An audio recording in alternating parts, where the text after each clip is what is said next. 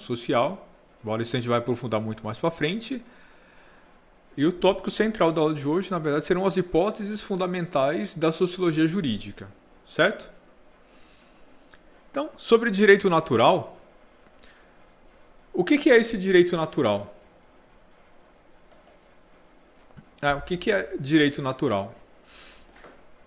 Vocês já pararam para pensar nisso? Vocês já pararam para pensar o que é direito?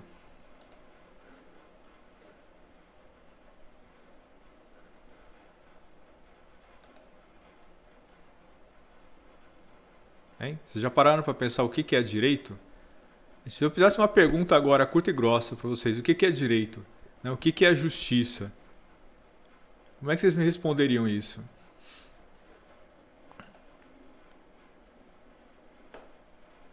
Porque vejam que, conforme a gente já discutiu em muitos encontros anteriores, inclusive em outras disciplinas, né?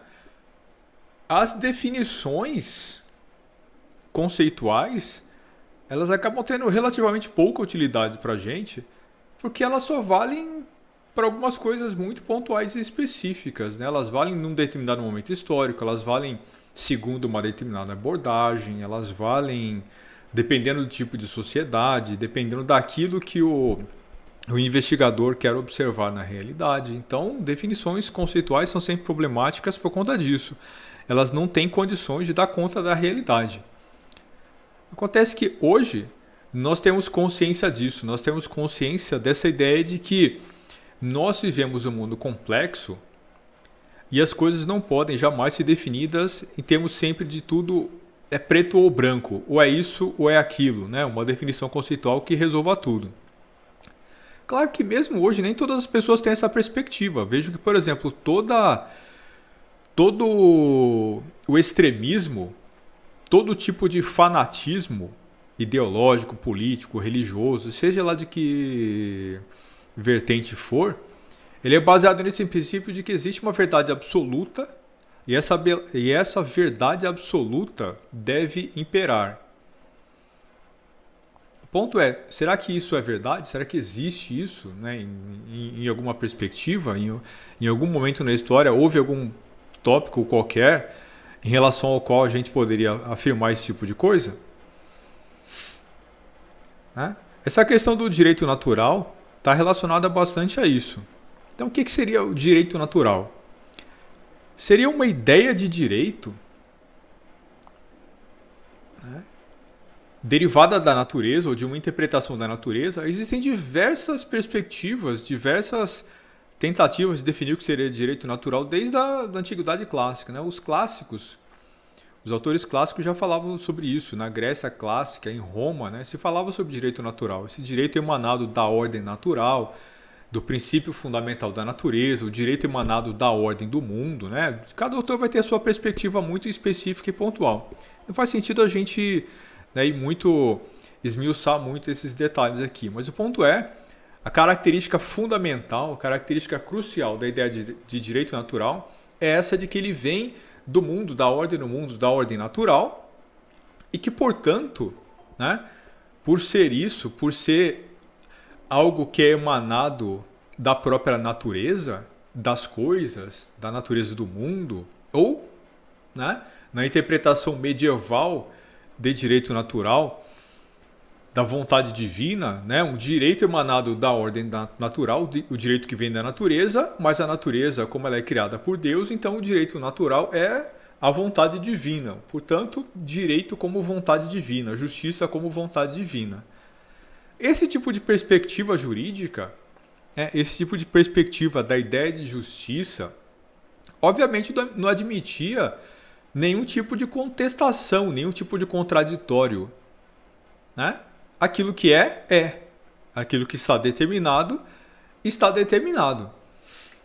E como é que você pensa de direito a partir desse tipo de perspectiva completamente inflexível? Porque aqui nós estamos falando de um tipo de direito que é eterno, que é imutável e que é absoluto, certo? Se ele é derivado da ordem natural, se ele é derivado, por exemplo, da vontade divina, Ele não deveria ser eterno, imutável e absoluto, submeter tudo e todos? O que vocês acham?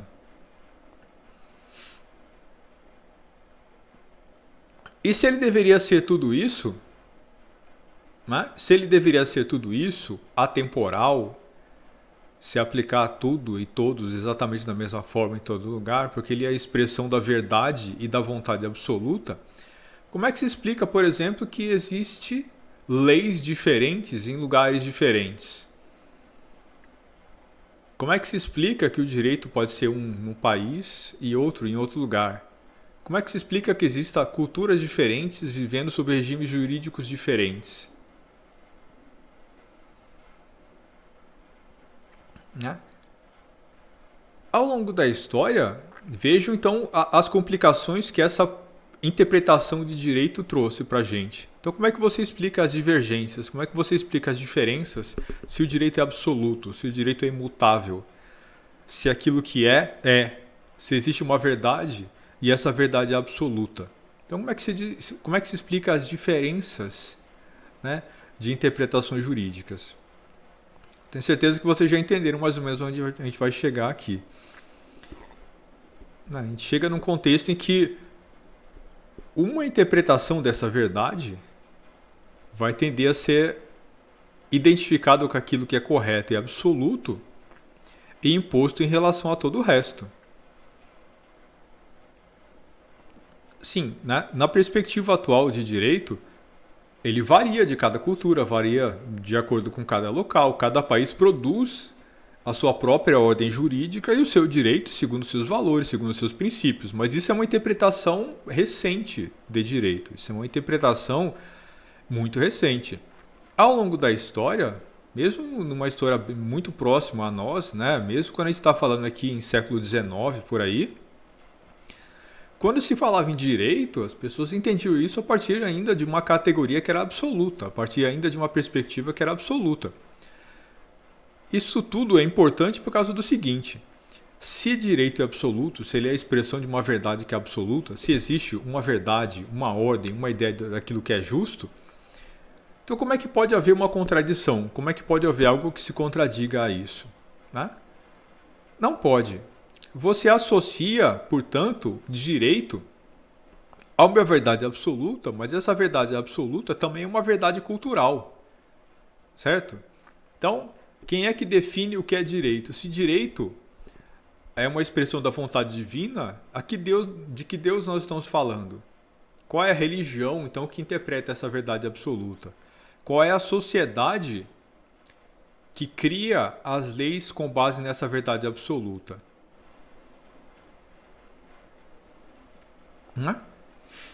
Para todos os povos do mundo, ao longo do tempo, a resposta é sempre eu, né? Nós.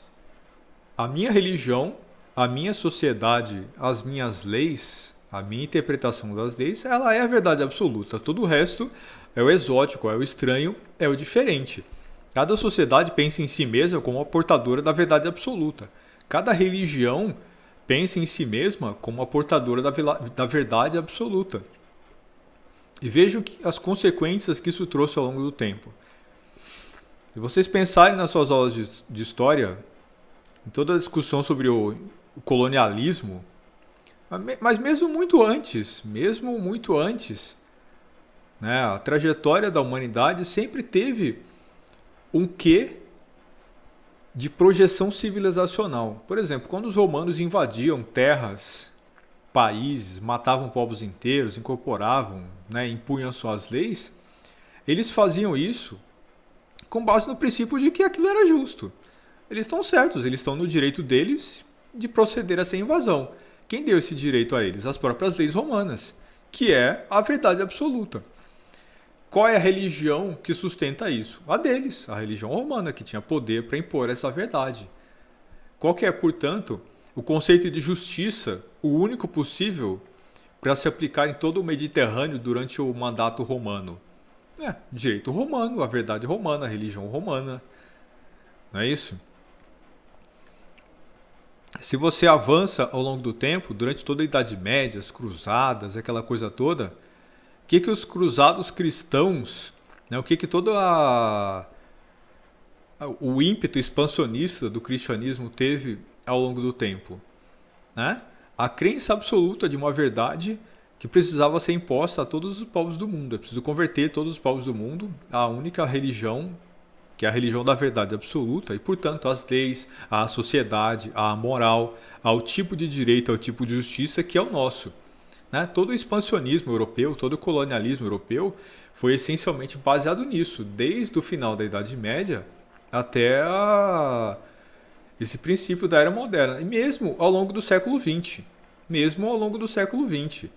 Né? Essa crença de que existe uma ordem do mundo, uma cultura dominante que é a expressão da verdade, que é a expressão da ordem correta do mundo, dos valores corretos do mundo, e isso precisa imperar, isso deve prevalecer. Tudo isso porque não há possibilidade de contradição. Se isso é a verdade, ela não pode ser contestada. Veja então as implicações sociais e as implicações políticas disso. Mas foi só o Ocidente que fez isso? Só o Ocidente acredita que é dono da verdade absoluta? E quando os muçulmanos lançaram as suas jihad, né, a sua guerra santa, que é a sua contraparte, né, das cruzadas, quando eles lançaram as suas jihad para o, né, mundo afora, querendo converter o mundo todo ao islamismo, né, ainda que fosse na ponta da espada, quais eram os princípios que eles estavam observando?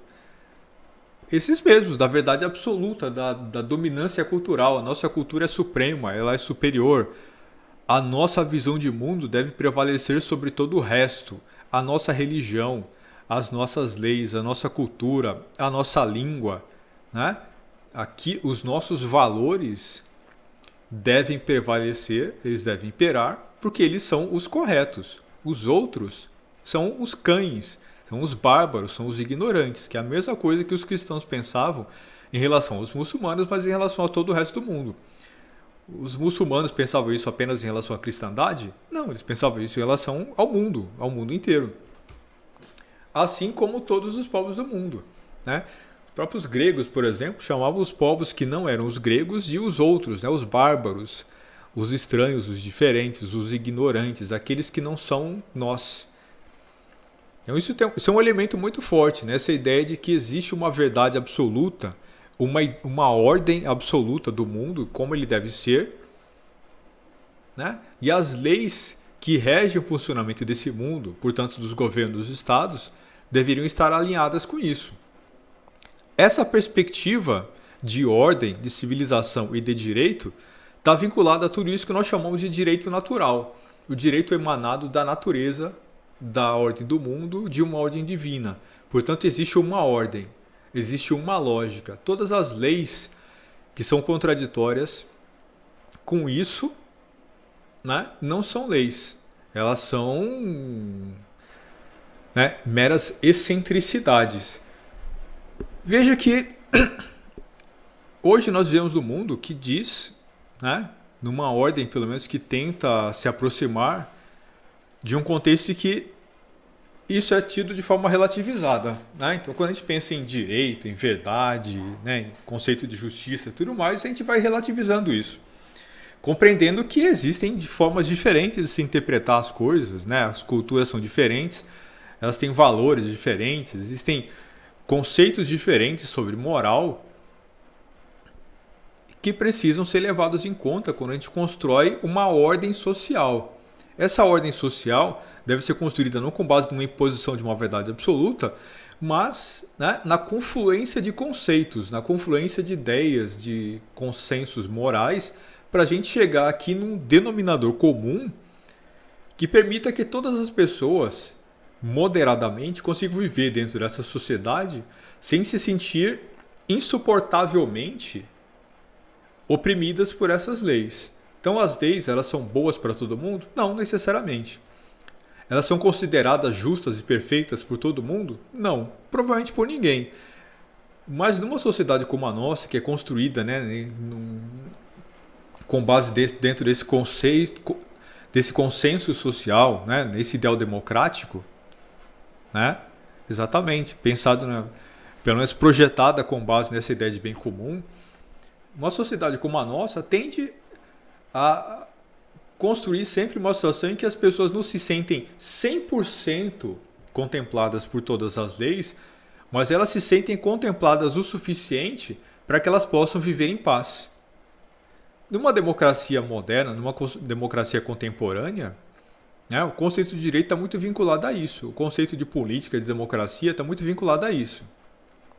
As maiorias, as minorias, os estranhos, os diferentes, eles não vão estar 100% contemplados, ou seja, ninguém vai estar 100% contemplado, mas a ideia é que todo mundo esteja contemplado o suficiente para que a vida seja tolerável. É importante que as pessoas se sintam contempladas o suficiente para que a vida seja possível. E na medida do possível, é importante que elas se sintam contempladas o suficiente para que elas vivam felizes. Né? Elas não precisam, para ser felizes, que o direito seja perfeito, que as leis sejam absolutamente uma expressão daquilo que elas pensam e sentem. Mas é preciso que o direito se aproxime o suficiente disso, né, para que elas possam, né, se sentir abraçadas por essa ordem social. Agora, veja como é impossível você construir isso com aquela perspectiva absoluta de direito, de verdade, de justiça, de ordem, de moral. Você consegue pensar um exemplo moderno de uma situação em que há um choque entre essa perspectiva fundamentalista de direito, de ordem e de moral, com uma perspectiva mais humanizada, mais construída socialmente de direito? O que vocês acham? Recentemente aconteceu alguma coisa aí que aponta para isso no Brasil ou não? Exatamente. O caso da menina de 10 anos estuprada. A menina passou por um aborto porque ela foi estuprada pelo tio, né? Ela tem 6 anos, ela tem 10 anos, foi estuprada desde os 6 anos. Agora vejam que loucura isso. Ela passou 40% da vida dela sendo vítima de estupro. Ela passou 40% da vida dela sendo estuprada, sendo ela uma criança, uma menina. A mãe morreu, né? O pai tá preso, sei lá, não me lembro a situação inteira. Aí um tio violentou a menina durante todo esse período. E a menina engravidou. É justo que ela tenha passado por tudo isso? É uma abominação inimaginável. Mas a partir do momento que ela engravidou, né, aí passou-se a discutir essa questão do aborto. Por quê? Porque a menina de 10 anos precisa ter essa criança, ela precisa ter o filho do seu estuprador. Né? É justo, é correto, é moral que uma pessoa aborte mesmo numa situação como essa? Né? Então vamos lá. Quem aqui é a favor do aborto? O que vocês acham? O aborto é uma coisa legal? Deve ser considerado um método contraceptivo? Né? A legislação brasileira diz que não.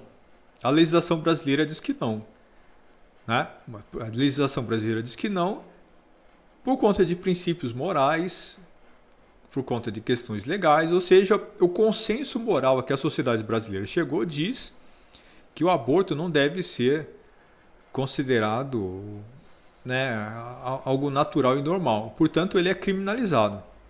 Agora, há situações em que ele não será criminalizado, ou seja, ele é considerado errado e ilegal em todas as situações, mas ele não será criminalizado em situações tais como essa em que uma mulher é estuprada e engravida, portanto ela tem o direito a fazer um aborto sem ser penalizada legalmente por conta disso, né? E outras situações, por exemplo, em doença, quando a mãe corre risco de vida, né? E então ela pode abortar, ou se a criança nasce anencéfala, tem algumas condições específicas que vocês podem, né, verificar lá no código. O ponto é, vejam que, em geral, né, mesmo a legislação brasileira diz, né, o aborto é errado. Né, no máximo ele não será criminalizado. Porém, vejo que para muitas pessoas, mesmo uma situação como essa, né, mesmo uma situação como essa é considerada insuportável. Portanto, o aborto não deve ser levado em consideração jamais, sob nenhuma circunstância. Tanto que um monte de gente foi para a porta do hospital protestar, gritar, xingar a menina, xingar o médico, dizer que ela não deveria abortar de jeito nenhum. Essas pessoas tinham o direito de fazer isso? Elas têm o direito de achar que o aborto é errado? Claro que elas têm o direito de achar que o aborto é errado. Elas tinham o direito de ir lá gritar na porta do hospital, agredir, né, verbal e moralmente o médico, a menina? Isso é absolutamente problemático. Mas o ponto é, veja que situação, veja como é extremo isso. Eu acho uma coisa, outra pessoa acha algo diferente. Só que aquilo sobre o que nós divergimos é uma coisa tão agressiva, é tão grave, trata de um assunto que é tão problemático, não é só porque é polêmico em geral, polêmica social, não se trata disso. O impacto desse tema na vida das pessoas é gravíssimo. Né? Mulher, pensa que uma criança, uma menina de 10 anos foi estuprada, engravidou do tio, uma situação desgraçadamente miserável sob qualquer ângulo que você puder imaginar. Ela vai ser atacada moralmente por uma parte grande da sociedade, né, assim como o médico que a ajudou, por conta de uma posição moralista que é extremada, não porque ela é A ou B, mas ela é extremada porque ela não aceita nem o contraditório. Ela não aceita ser discutida em relação ao caso específico. Ela é extremada não porque ela defende a vida, isso, aquilo, ela é contra ou a favor do aborto. Porque seria perfeitamente possível você ter uma posição completamente extremada, né, a favor também. Mas vamos lá. Então essas pessoas, sem parar para pensar em nenhum tipo de mediação,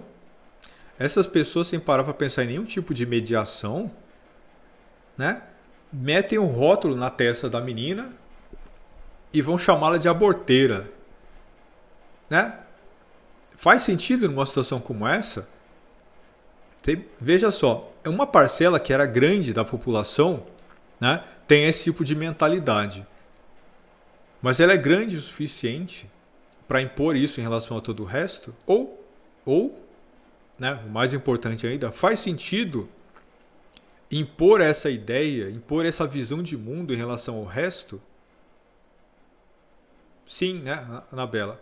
Todo mundo tem o direito de pensar. É verdade, é justamente isso. Né? E quando a gente pensa aqui nesse tipo de situação, veja que coisa.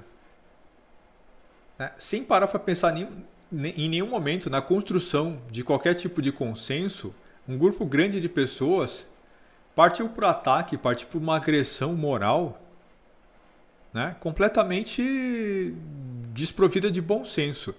Agora veja então quais são as consequências práticas, né, para o nosso dia a dia dessa ideia de que existe uma verdade absoluta. Existe uma ideia absoluta de moral e de justiça. Justiça é isso, moral é aquilo, certo ou errado é aquilo outro. Né? Quando nós não temos a capacidade de ouvir o outro, lembre-se aquilo que a gente discutiu, né, sobre empatia, né, nas aulas de antropologia. Quem não tem a capacidade de construir uma relação de empatia com os outros, né, acaba vivendo ou criando, contribuindo para criar um mundo bastante hostil. Né? Veja quanta violência, quanta brutalidade se produz aqui. Agora veja que coisa interessante. Essas mesmas pessoas que foram para a porta do hospital gritar, né, contra o médico, contra a menina, xingar essas pessoas todas, dizer que ela é assassina, que o médico era aborteiro, isso, aquilo e tudo mais. A menina teve que entrar escondida no porta-malas do carro no hospital. Essas mesmas pessoas, quais são as chances, por exemplo, delas não defenderem a pena de morte?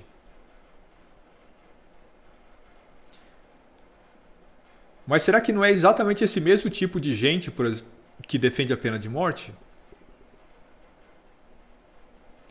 Essas posições absolutamente extremadas, é isso, tinha que morrer. Essa coisa do bandido bom é bandido morto, é isso ou é aquilo, fulano tem que matar, fulano tem que fazer isso e aquilo. Essas posições absolutamente extremadas, elas são fruto da mesma lógica de você interpretar o mundo. Veja que coisa interessante. Se você compreende que aquela menina, naquela situação, né, poderia ter o direito de abortar, porque era tão. A vida dela já foi tão traumatizada, tão brutalizada. A vida dela já foi tão traumatizada, tão brutalizada, que se ela tivesse, que além de tudo ainda ter um filho resultado de estupro, né, ser mãe do próprio sobrinho, né, que o trauma dela tende a ser muito maior ainda. Por que submeter a menina a uma questão como essa, se a própria legislação brasileira aceita a possibilidade de que ela pudesse fazer o aborto legalizado aqui?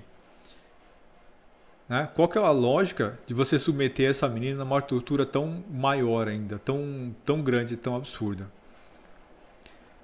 Né? Não faz muito sentido. Ainda que você seja contra o aborto, é perfeitamente possível que você se solidarize com a menina e entenda que num caso como esse, pelo amor de Deus, eu posso achar o que eu quiser, mas olha, para a vida dela, eu compreendo perfeitamente, né, que talvez fosse a melhor situação, talvez fosse a melhor solução. Né? Eu não sei, ninguém é dono da verdade absoluta, mas compreendendo o caso como um todo, quem pode cravar uma verdade absoluta? Assim como se você não defende a pena de morte, se eu não defendo que uma pessoa seja morta e brutalizada na cadeia, isso significa que eu acho que então tem que soltar o bandido, que o bandido é bonzinho? Que roubou, mas é coitado. Não, óbvio que não. Ninguém pensa isso. A questão é preciso tomar cuidado com esses extremos. É preciso tomar cuidado com extremos absolutos. Alguém falou aí de turma da lacração. É verdade. A questão é que geralmente se atribui lacração a uma coisa quando lacração é muitas outras. Né? Lacração é muito maior do que a gente imagina. Essa turma da lacração também inclui quem fala que bandido bom é bandido morto. Porque a pessoa está lacrando junto com os deles. Né? Falando um monte de asneiras junto com aquelas pessoas que acham que esse tipo de coisa faz sentido, ou seja, você está pregando para os seus. É exatamente a mesma coisa. Em todos os casos, né, você fala barbaridades que não consideram o que o outro pensa, o que o outro sente, porque né, aquele processo de retroalimentação que você viver dentro de um grupo fechado sem ouvir os outros acaba te levando a isso. A Bela falou que o Estado é laico e não a população. É verdade. Então você vê que as nossas leis elas promovem uma série de comportamentos que a população não necessariamente ainda tem introjetados dentro dela. Existe uma certa desincronização, se é que a gente poderia dizer assim, entre aquilo que a nossa Constituição prevê, essa nossa Constituição cidadã, né, que pensa que a promoção da igualdade, da justiça social, de um senso de moralidade básico e fundamental é o pilar da construção da nossa ordem social. Esses valores da nossa Constituição não são compartilhados por uma grande parcela da nossa população. E essa violência, essa bile, que vem de uma parte grande da nossa situação, da nossa população, acaba fazendo com que as pessoas acabem refugando, rechaçando o próprio pilar da nossa construção social, da nossa ordem social. Então, quando as pessoas tomaram aquela decisão de ir para a porta do hospital e afrontar uma pessoa que estava lá buscando o seu direito, sendo ela uma menina estuprada por 40% da sua vida por um tio, essas pessoas estão, naquele momento, não necessariamente exercendo um direito, mas elas estão fazendo, elas estão tomando uma atitude baseada na ideia de um direito natural, absoluto, eterno, imutável, irrevogável, num contexto em que o mundo à nossa volta não permite mais pensar dessa forma. Então vejo que essa discussão que a gente está fazendo, direito natural, direito vivo, que a gente vai ver mais para frente, não é uma discussão teórica, não é, né, uma coisinha para vocês anotarem no caderno e vai ficar para lá. Isso é uma coisa que é para a vida, mas isso está o tempo todo em debate no direito. Essa discussão entre os limites sobre aquilo que é justo e o que não é justo. Como se constrói leis justas, como se aplica uma política pública de uma maneira justa, né, no mundo no qual nós vivemos. Pensar isso é absolutamente fundamental. Construir elementos para essa formação de consenso é o que faz com que a nossa sociedade possa sobreviver e, depois de sobreviver, prosperar, né? Ir para frente, construir uma vida melhor para os seus cidadãos, ou seja, possibilitar isso, né? Então isso é muito importante, ok? Então vejo que é muito importante a gente aprender a lidar com essas questões, mas por outro lado, se justiça, né, se a noção de certo e errado pudesse ser qualquer coisa, se elas não tiverem o mínimo de pé na realidade, então qualquer coisa pode ser justo? O que vocês acham? Porque, por exemplo, né, por exemplo, naqueles países em que o clitóris feminino é cortado fora quando as meninas atingem a puberdade, né? Se há previsão legal para isso, isso torna justo? Se a cultura na qual aquelas pessoas vivem considera isso normal, significa que aquilo é justo?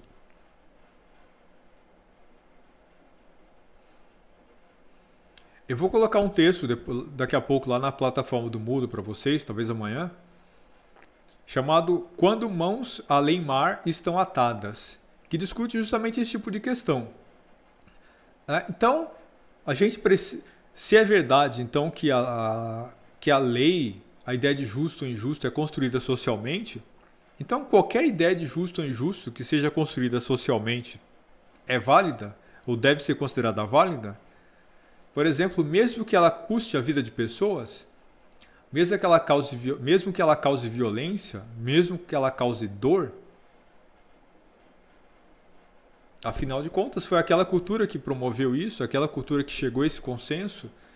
As leis chegaram a ser discutidas dentro do âmbito da política, foram aprovadas, né, com consenso social. Então elas devem ser simplesmente consideradas válidas? Qualquer coisa serve? Então veja como é complicado. Veja como é complicado isso, né?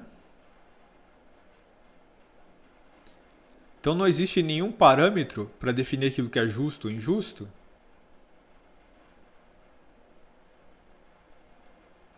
Não existe nada então que não seja cultural. Não existe nada que seja humano em geral.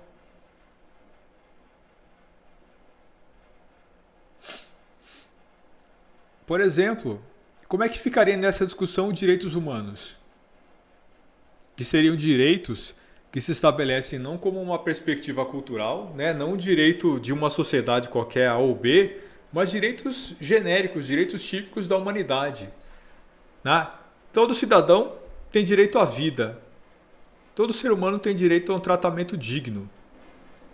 Todo ser humano tem direito à liberdade. E como é que fica isso? Então os direitos humanos são uma bobagem? Direitos típicos da humanidade, direitos que deveriam ser estendidos a todas as pessoas em qualquer situação, em qualquer lugar. Direitos típicos de qualquer ser humano, pelo simples fato de que o cidadão, ou de que o sujeito, mesmo que ele não seja um cidadão, ele é um ser humano. Direitos que eu tenho, não porque eu sou brasileiro, não porque eu sou americano, não porque eu sou russo, não porque eu tenho título de eleitor, não porque eu tenho, né, um CPF, mas pelo simples fato de que eu existo como um ser humano. Será que existe isso? Direitos que você tem pelo fato de que você é humano? E esses direitos não seriam, de alguma forma, relacionados com aquilo que a gente chamaria de direito natural?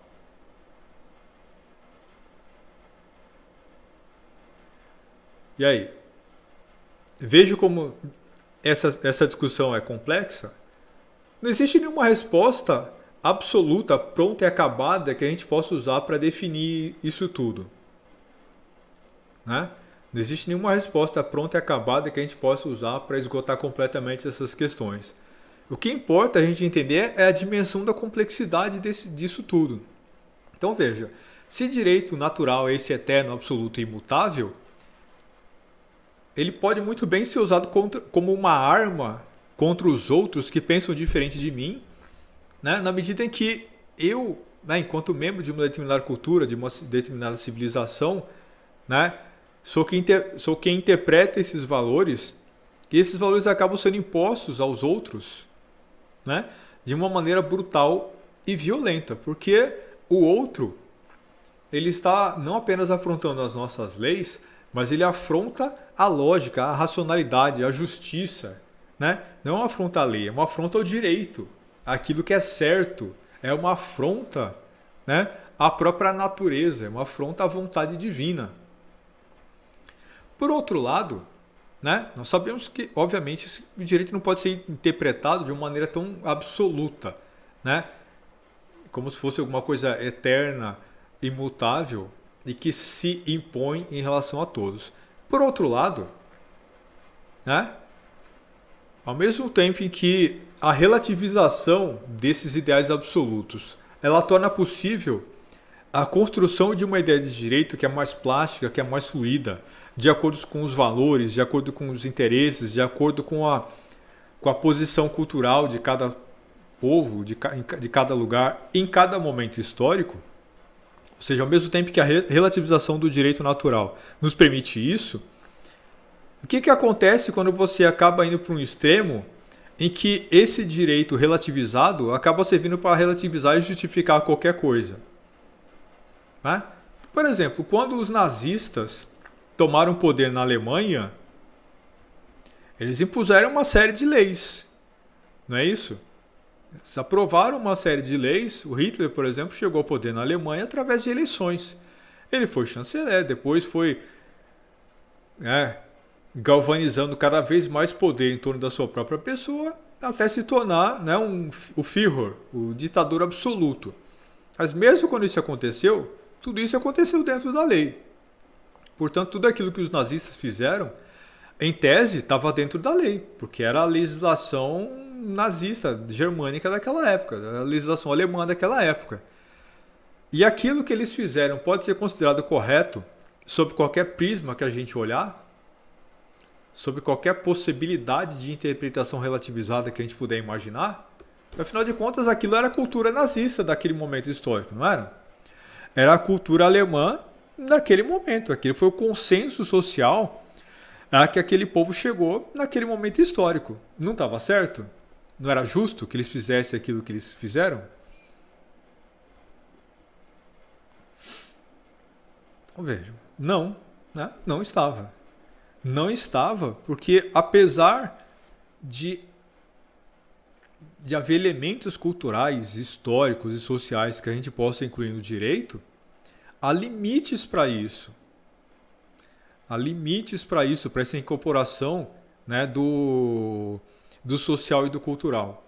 E quais são os limites para isso? Quem é que define os limites para isso? Como eu já disse, também não tem nenhuma resposta pronta e acabada para essa questão. Quem que define esses limites? No fundo, ninguém, porque não há ninguém que tenha mandato jurídico para essa questão. Nós temos internamente. Nós discutimos em aulas anteriores. Me perguntou aqui essa relação que acontece entre os sujeitos dentro da ideia de direito natural não exerce forças jurídicas. Eu não entendi a questão.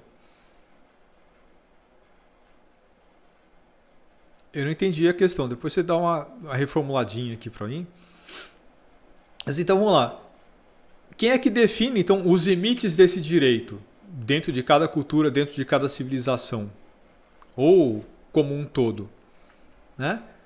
No fundo, ninguém tem um mandato específico para definir esses direitos em geral, porque as cortes internacionais de direitos humanos elas têm no máximo aqui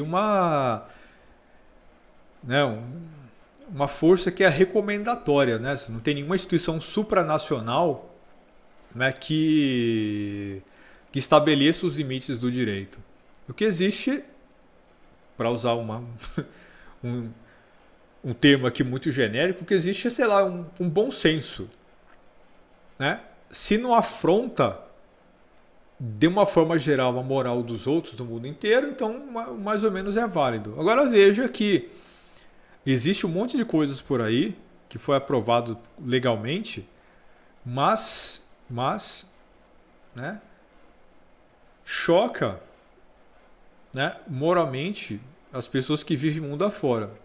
Então tem nenhuma posição, nenhuma decisão, nenhuma atitude é tomada contra governos que aplicam certos tipos de legislação por falta pura e simples de uma ferramenta, né, capaz de aplicar sanções internacionais ou por falta de interesse, né, do sistema internacional. Então veja que problemático é isso. Internamente nós temos alguns freios e contrapesos. A Constituição freia transformações muito drásticas, muito brutas em relação a certas posturas jurídicas, porque ela estabelece parâmetros. Por exemplo, seria possível hoje aplicar uma legislação, aprovar no Congresso brasileiro uma legislação que vai, por exemplo, trazer de volta a escravidão? Né? Não. Seria impossível, porque a própria Constituição brasileira proíbe isso, né? Proíbe esse tipo de proposta. Isso não seria nem levado a plenário. A gente discutiu na aula passada em Teoria Geral do Estado. Então, a Constituição inteiramente dentro de cada país serve como limite para isso, serve como parâmetro, né, dentro do qual as leis podem se transformar. Mas elas são tão diferentes entre si, as constituições de cada país podem ser tão diferentes entre si, né, que nós podemos ter legislações absolutamente contraditórias do ponto de vista moral, inclusive, né, uma lei, determinado tipo de conduta que é considerado legal em certos lugares, né, e que seja considerado abominável em outros, né? Por exemplo, nós falamos aqui da menina de 10 anos que foi estuprada pelo próprio tio, né? Mas a idade de consentimento em alguns lugares, alguns países do mundo, é 12 anos. Né? E no passado, as meninas se casavam com 12 anos. Né? Por volta de 12 anos era a idade de consentimento e até de casamento. Né? Por exemplo, no Brasil, isso é estupro de vulnerável. Então veja que coisa. Algo que é considerado uma violação absolutamente brutal da nossa moral, em outros lugares, é absolutamente natural, cultural e socialmente, e previsto legalmente. Está dentro da lei e não tem nada é considerado errado aqui. Você veja que coisa, né? Vejo que, apesar de, em tese, haver alguns limites para essa diferenciação radical da lei, que deveria haver alguns elementos de humanidade, alguns elementos fundamentais que agregam todos os seres humanos, mas as diferenças são tão grandes que fazem a gente pensar se de fato isso, né, tem algum impacto na legislação internacional. Certo? Ficou claro essa nossa discussão? Existe um direito natural, que é aquele eterno, absoluto, imutável, oriundo da vontade divina, né, de uma interpretação da natureza, que existe desde a Antiguidade Clássica até o começo dessa nossa era contemporânea, e existe uma interpretação do direito que é construída socialmente, né, que é o que ajuda a explicar as diferentes legislações que existem hoje, esse direito, essa interpretação de direito construída social, culturalmente, né, baseada na evolução do tempo, aquela coisa toda. Ou seja, mesmo dentro de um mesmo país, uma lei que era considerada válida antes deixa de ser válida porque ela torna-se imoral ao longo do tempo, ou ela deixa de fazer sentido ao longo do tempo. Então o direito vai plasticamente se acomodando em relação a isso. Por outro lado, É perfeitamente possível que se a gente entenda direito apenas como isso, né, como um consenso construído moralmente dentro de uma determinada sociedade, isso pode levar a coisas tão diferentes, tão absurdamente distintas entre si, que o direito, aquilo que é considerado direito e justo num lugar, pode ser considerado abominável e moralmente abominável em outro, ilegal e moralmente abominável em outro. Então, o fato de que a gente entende direito como sendo algo que é construído social, né, e culturalmente, não significa que vale tudo. Né? Existem alguns elementos mínimos, fundamentalmente aqueles que estão relacionados com a ideia de direitos humanos, né, que em geral norteiam, ou pelo menos deveriam nortear, a construção do direito nos estados. Então, um estado que promova algum tipo de legislação que acabe violando isso, essas normas fundamentais, genéricas e básicas que a gente chama de direitos humanos, né, esse estado vai acabar, em algum momento, se tornando um estado pária no sistema internacional. Né? Aquilo que, apesar de estar legitimado na forma de lei positiva, né, lei escrita, não será considerado legítimo pela comunidade internacional. Então, de um lado nós temos direito natural, de outro direitos construídos socialmente, mas essa oposição não é uma oposição absoluta. Né? Que mesmo quando você pensa em direito construído socialmente, em geral, nós pensamos esse direito construído socialmente, mas dentro de certos limites. Os limites do bom senso, os limites da ideia de humano e de humanidade. Esse direito, mesmo construído social e culturalmente, deve ser um direito que leve em conta o direito fundamental à vida, o direito a um tratamento digno para todo ser humano, etc, etc, etc. Ou seja, os elementos fundamentais, os direitos humanos de primeira geração, depois vocês podem pesquisar lá, eles essencialmente vão tratar disso. Qual que é o mínimo denominador comum que deveria estar presente no mundo inteiro para que nós estejamos vivendo no mundo ou numa sociedade justa. Então, se uma legislação nacional fere esses princípios, ainda que isso seja um traço cultural, isso será considerado uma abominação. E se ela for diferente, mas ela respeitar esses limites humanos, esses limites dos direitos humanos de primeira geração, elas tendem a ser consideradas legislações diferentes, exóticas às vezes, mas ok, dentro aí do que aquilo que é considerado princípios fundamentais da justiça. Certo?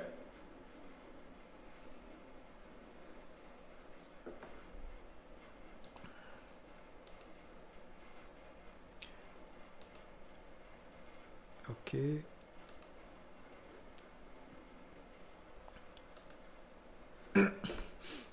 Aqui agora sobre as hipóteses fundamentais da sociologia jurídica.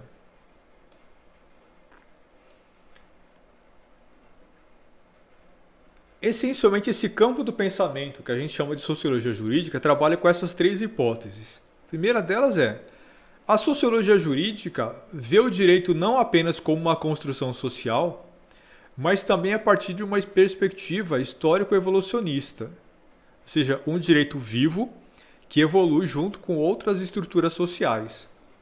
Faz sentido para vocês essa descrição? Baseado nessa discussão, nessa conversa que nós estamos tendo aqui até agora, faz sentido isso?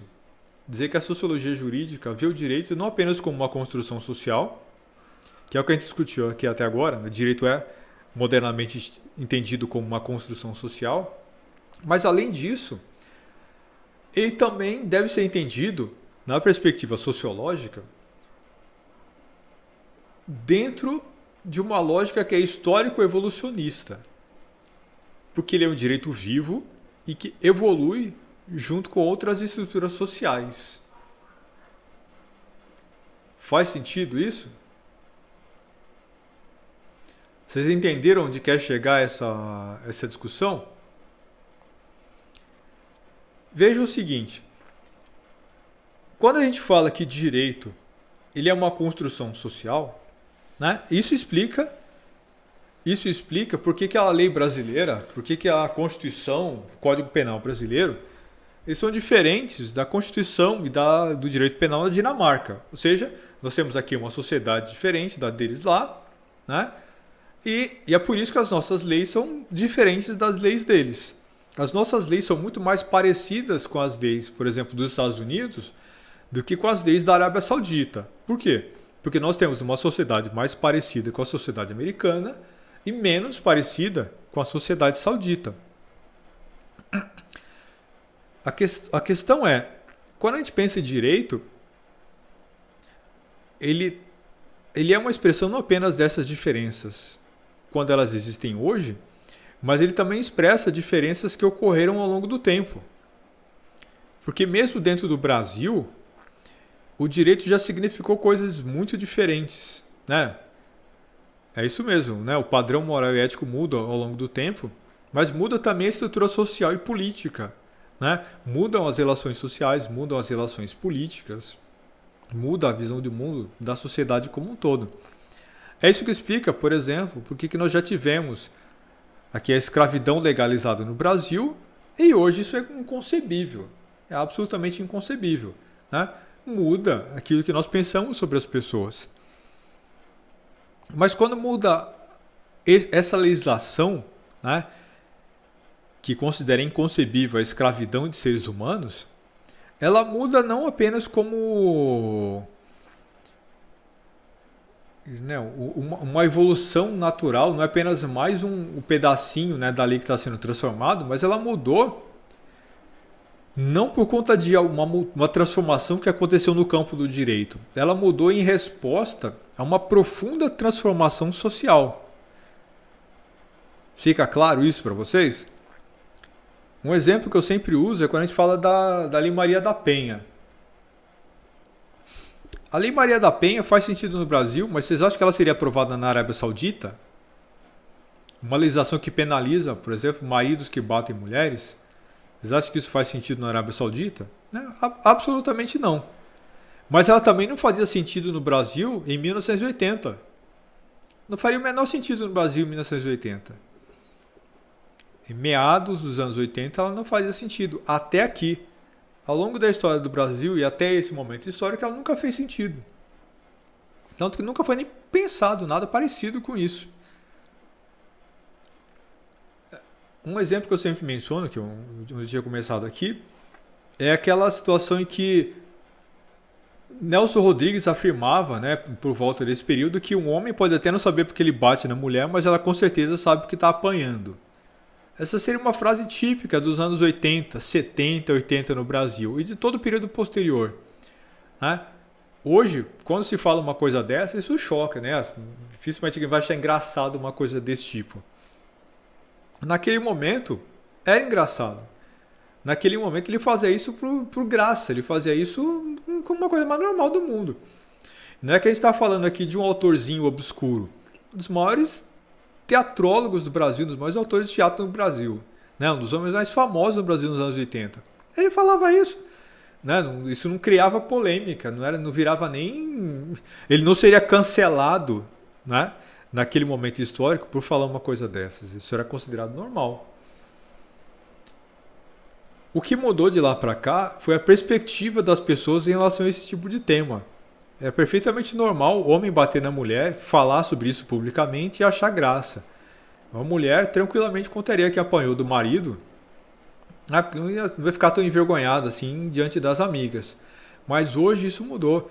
Essa nossa percepção sobre violência, sobre família, a posição da mulher na sociedade, a nossa ideia em relação à posição da mulher na sociedade mudou. Então, o fato de que as pessoas mudaram o seu valor, o fato de que as pessoas mudaram a sua percepção moral em relação a essa questão de gênero, faz com que torne-se absolutamente inconcebível esse tipo de violência. Certo? Hoje, o cara que bata na mulher, ele jamais vai pro boteco contar pros amigos achando graça. né? Porque ninguém seria amigo de um vagabundo desse, ninguém faria um negócio desse. Né? Então, não é que tenha acabado a violência doméstica, né? Ela reduziu, mas não acabou.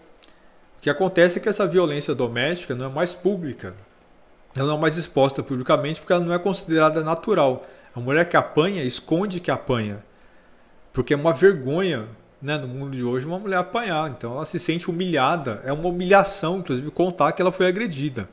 Né? Você tem uma infinidade de questões. As pessoas acham que a agressão, né, a mulher é uma coisa de mulher pobre, né, essa coisa de mulher favelada, mas isso é um engano muito grave.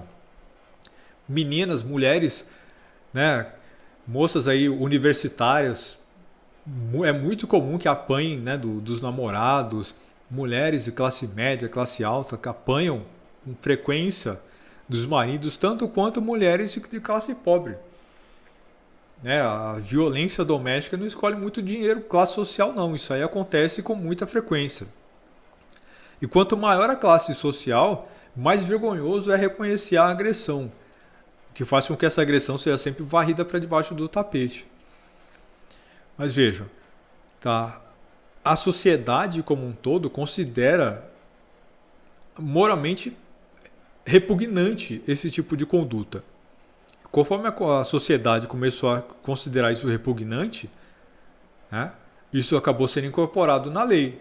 A Lei Maria da Penha só foi aprovada quando a população brasileira entendeu que isso era necessário, né, que era importante. Você vê, uma transformação social leva a uma transformação legal. E é uma transformação que aconteceu ao longo do tempo. Historicamente, o Brasil sempre foi uma sociedade, uma cultura profundamente machista, ignorante e tolerante com violência contra a mulher. Isso vem mudando agora, mas isso ainda é arraigado, né? Tanto entre homens quanto entre mulheres. Você veja que o Brasil é um país estranho em que até hoje, por exemplo, quando se fala em feminismo, né, as mulheres, quer dizer, as pessoas pensam nisso quase que como um xingamento, né? Como se você falar na defesa dos valores, né, dos direitos das mulheres fosse uma coisa feia e suja, né? Você carrega um estigma muito grande, né? Imagina uma mulher que levanta a voz, que fala para defender os seus próprios direitos, que fala para se colocar, né, dentro de um lugar diferenciado na sociedade. Isso é mal visto até hoje, né? Você atribui uma característica valorativa negativa à ideia de feminismo numa sociedade como a nossa. Então, o machismo ainda é uma coisa muito profundamente arraigada. Então, você vê, isso vem mudando, mas é uma transformação que acontece ao longo do tempo. Nós já fomos tolerantes com a escravidão, não somos mais. Já fomos tolerantes com violência doméstica, não somos mais. E por aí vai. Então, essas transformações, elas acontecem não só quando você compara culturas que existem hoje, mas também ao longo do tempo. Existem transformações históricas. Ok? E essas transformações acompanham as estruturas sociais e as estruturas políticas. O segundo tópico diz que o direito é maior que as fontes formais do direito. Faz sentido para vocês essa afirmação? O direito é maior que as fontes formais do direito? O que significa isso? Bom, basicamente significa o seguinte. Em geral, dentro do campo do direito, né, um estudante de direito vai entender direito como, né, o conjunto das leis. Direito é sistema judiciário. Direito é aquilo que está lá no código que vocês decoram, né, para passar no concurso. Mas será que direito resume-se a isso? Nós já falamos em aulas anteriores que existe uma série de outras regras, de outras normas que definem, né, os parâmetros do funcionamento da nossa vida. Certo? Um exemplo que seria isso, né, é, sei lá, vocês acham mais fácil alguém comprar uma rifa na sala de aula, né? Alguém passou vendendo uma rifa, algum de vocês pegou uma rifa aí, a rifa lá do lado dos idosos, né, para vender, aí passa vendendo entre os amigos. Aí alguém que compra não paga. Quais são as chances disso acontecer? Já aviso que, em geral, são muito baixas. É mais fácil alguém pegar dinheiro emprestado no banco e ficar devendo, não pagar, né, e acontecer um monte de coisa, do que ficar devendo por um amigo, né, colega de sala, alguém que é próximo, assim. Às vezes nem um amigo próximo, mas alguém que tem essa relação de proximidade social, né? É porque é muito chato, é muito feio você ficar devendo para um colega de sala, porque você vai estar vendo ali a pessoa e essa coisa toda. E existe uma percepção de que é mais grave você dever, né, para um colega, você dever para alguém da sala do que você dever para o banco. Não é verdade isso? O que vocês acham? É mais fácil vocês deverem para alguém na sala ou dever para o banco?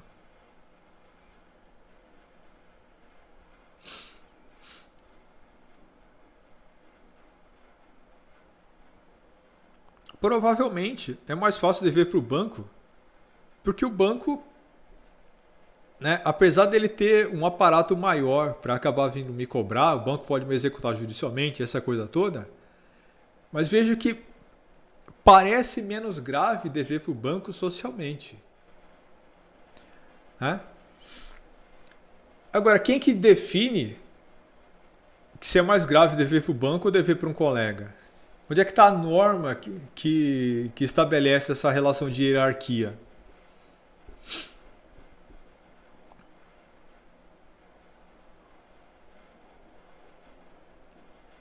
Né? Ou seja, existe uma série de normas e regras que nós observamos o tempo todo ao longo da nossa vida. Né? Por exemplo, não falar enquanto outra pessoa está falando. Né? Não interromper uma pessoa enquanto ela está falando. Né? Não falar palavrão, sei lá, na igreja. Não falar palavrão na sala de aula. Não fazer uma série de coisas. Não comer com a boca aberta. Né? De onde vem a regra que diz que você não deve comer com a boca aberta?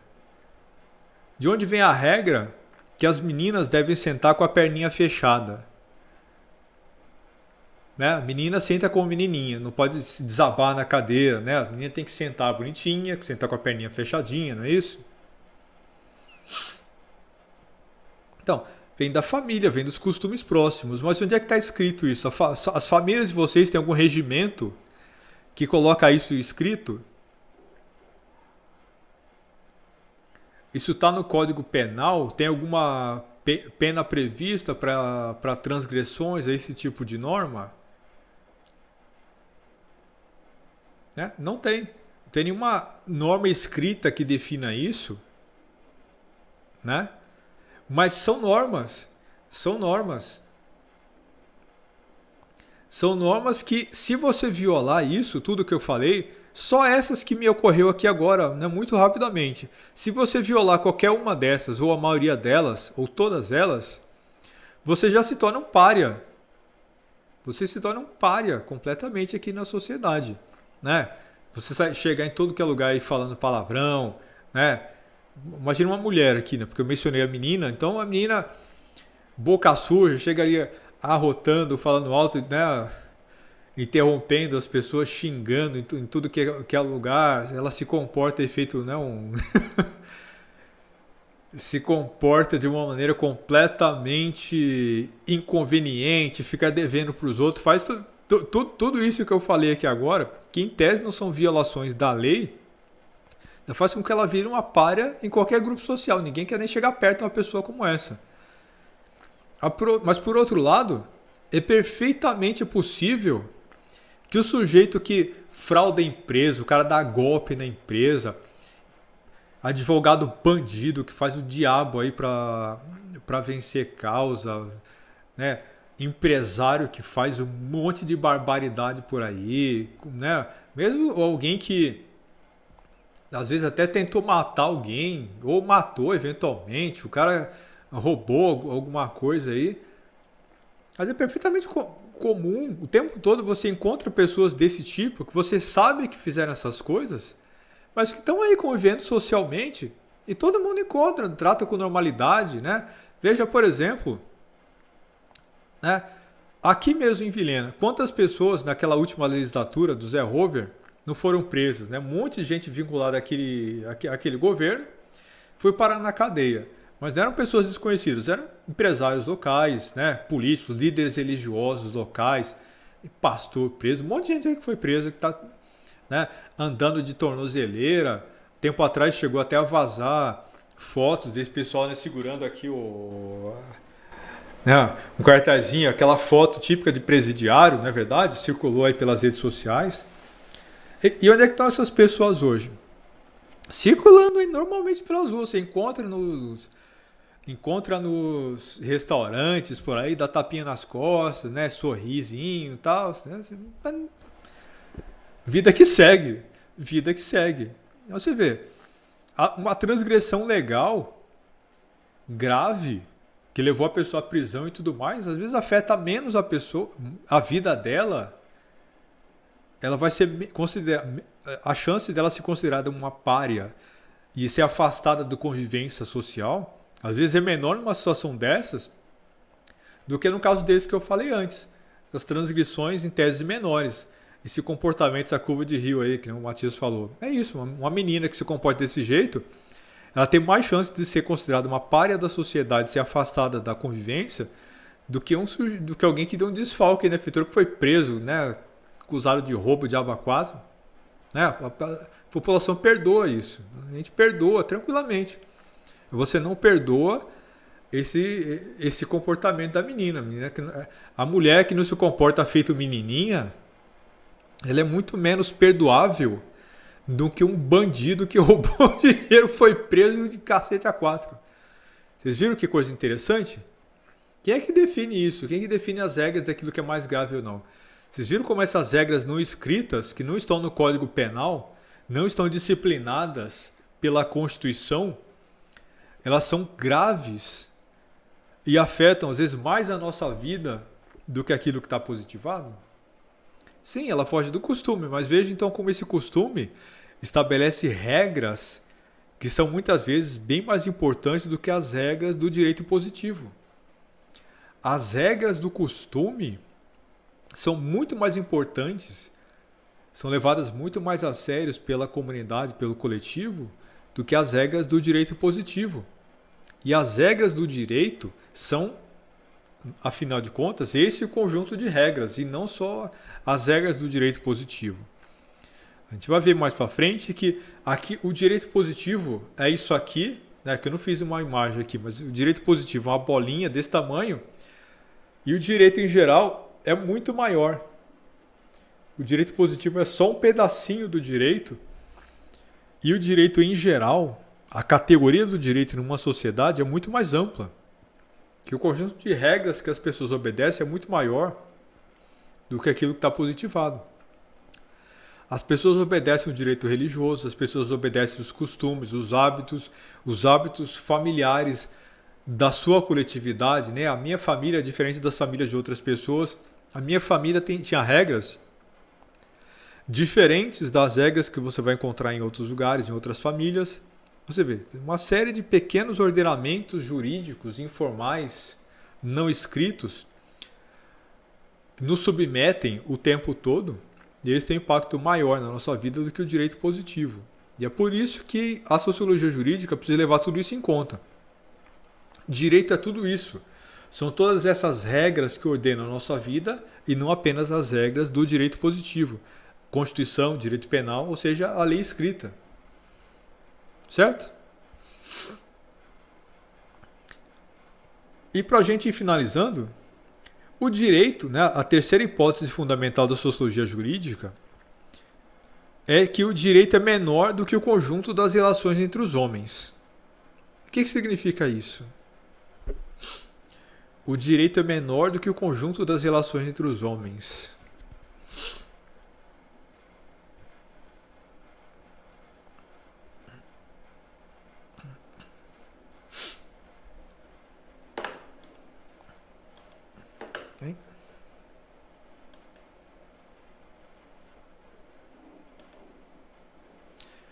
O que significaria a gente dizer que o direito é menor do que o conjunto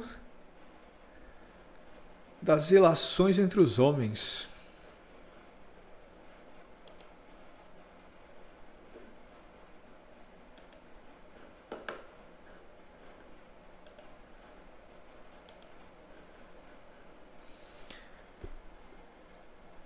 Tem a ver mais ou menos com o seguinte. Vocês já viram aquela piada, né, do estudante de direito, que o cara tá no segundo semestre, o cara tá no finalzinho do primeiro bimestre, né, já começa a achar motivo para processar todo mundo, né? Esse é o momento mais perigoso que existe na face da Terra, o aluno de direito aí no segundo bimestre, né? Eu sou futuro advogado, né? Eu vou processar todo mundo. O cara sabe todos os direitos dele, o cara. Alguém falou alto com ele e já tá pensando na cabeça dele como é que ele faz para processar, né? Porque tudo se resume aqui ao direito, né? Então todas as relações que ele pensa, todas as interações que ele estabelece na vida dele, passam por essa lógica do direito. Claro que isso é uma bobagem, né? Ninguém é exatamente assim, mas isso é uma espécie de meme que tem algum fundamento na realidade, né? Essa ideia de você enxergar o mundo a partir de uma lógica estreita, que é uma lógica jurídica. Isso significa, né, para generalizar e discutir esse tópico, isso significa que há perspectivas dentro do direito, né, que entendem o direito muitas vezes como sendo algo maior, né, do que ele é. Por exemplo, quando a gente fala aqui que o direito é maior do que as fontes formais do direito, portanto o direito é muito maior do que só a lei, mas ele apesar de ser grande o suficiente, né, apesar de ser tão grande assim dentro da sociedade, ele não engloba todas as relações sociais. Nem tudo aquilo que as pessoas fazem dentro de uma sociedade tem necessariamente uma relação direta ou que precise ser vinculada a essas questões legais. Ou seja, nem tudo tem que ser ou precisa ser regulamentado pelo direito, seja ele escrito ou não. Então, as relações sociais, elas vão além das relações jurídicas, de estabelecimento de norma e de parâmetros para essas normas. E, portanto, a sociologia jurídica entende que o direito é menor do que o conjunto das relações entre os homens. Portanto, o direito é grande, né? As relações jurídicas, tanto do ponto de vista formal quanto aquelas que são informais, elas são muito extensas, mas elas não são grandes o suficiente para abarcar o conjunto das relações entre as pessoas. Certo? Alguém falou aqui que as normas são mais respeitadas que as normas do direito pela tradição da palavra dada, palavra cumprida? Não necessariamente. Não necessariamente. Embora isso possa estar relacionado. Existe, né, isso dentro da sociedade. É possível você encontrar em alguns lugares essa relação entre honra, tradição, palavra, né, e a observância dos contratos, mas isso não é algo, por exemplo, numa sociedade como a nossa, tão arraigado, tão espalhado no comportamento social que nos permita entender a observância da palavra como a norma. O que significa isso? Na média, na sociedade brasileira, se alguém promete qualquer coisa, você não leva a sério, porque promessa no Brasil não é algo que é feito para ser cumprido. Por exemplo, a gente não cumpre horário, né? Quando eu combino com vocês, olha pessoal, a gente vai se encontrar na pizzaria dia tal, 8h30. As chances são de que a grande maioria das pessoas não vai chegar no horário combinado. Ou vamos fazer tal coisa, né? Vamos para tal lugar, sair para pedalar tal hora, tal dia, tal hora. As chances são de que a maioria das pessoas não vai nem cumprir isso. O cara não aparece e não diz que não vai, né? Não avisa. Chega a hora que quer, as pessoas não respeitam o horário combinado, ou seja, não respeitaram aquilo que foi tratado. As pessoas não cumprem aquilo que elas prometem, né? Então no Brasil a gente não tem isso de honrar a palavra. Portanto, não é um traço cultural nosso, com certeza.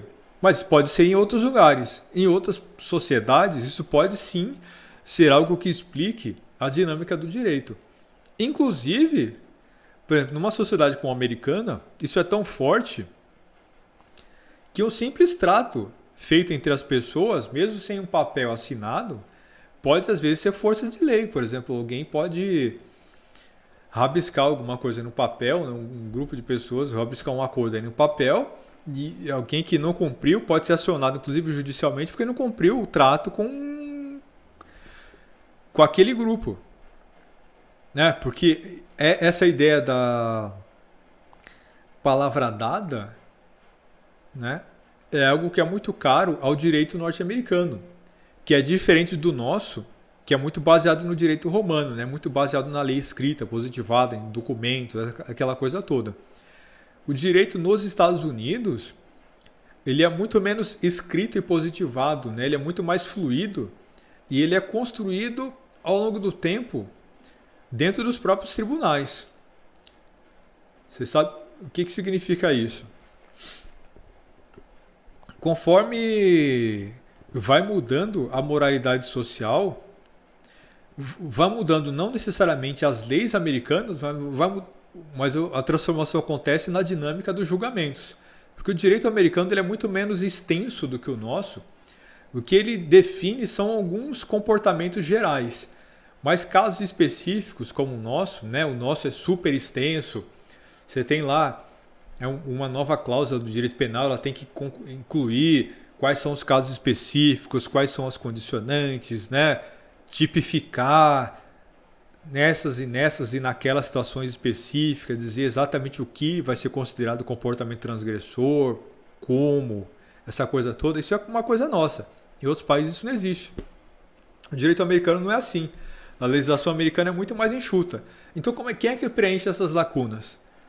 O judiciário, o juiz, que tem uma liberdade muito maior. Lá eles são eleitos, né, em eleições locais, não é recrutado por concurso. E eles têm a liberdade, né, de interpretar o código de acordo com aquilo que eles consideram a moral social naquele momento.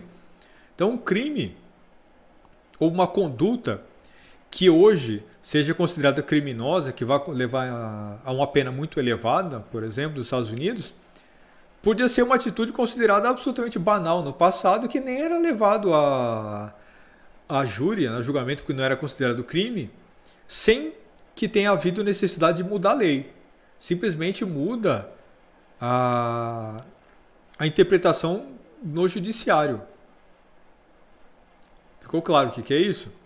Então você tem nos Estados Unidos os tribunais, né, os juízes tendo o direito de aplicar sentenças de acordo com a moral social, porque o direito lá nos Estados Unidos é muito mais orientado para a lógica do direito consuetudinário, ou seja, direito baseado nos costumes, do que num direito positivado como o nosso, né, extenso, tipicamente baseado no direito romano.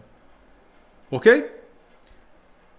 Então é isso, pessoal. Já eu preciso começar a próxima aula, então vamos encerrando por aqui.